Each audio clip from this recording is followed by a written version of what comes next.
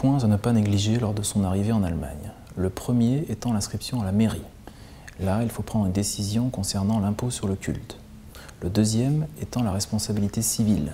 C'est une assurance réclamée par le propriétaire en France, mais qui, en Allemagne, est à souscrire de manière individuelle. Et le troisième, l'assurance santé. Il existe en Allemagne le système privé, le système public ou encore public avec complémentaire. Les 3 points suivants étant tout d'abord la reconnaissance en Allemagne du bonus étranger de l'assurance voiture, ensuite la hauteur de votre salaire brut. Il faut savoir qu'en Allemagne, la différence entre le brut et le net est beaucoup plus importante qu'en France. Et enfin, en fonction de votre situation familiale, le choix de la classe d'imposition.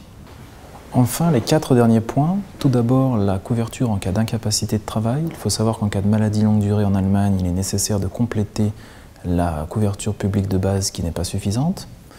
Ensuite, la retraite. Là également, la retraite publique de base n'est pas suffisante, il faut compléter par des complémentaires retraites. Ensuite, la déclaration d'impôt. Le fait de faire une déclaration permet de récupérer les impôts qui avaient été prélevés à la source. Et enfin, les primes et subventions auxquelles vous pourriez avoir droit par votre employeur ou encore par l'État. Pour une étude personnalisée, merci de me contacter.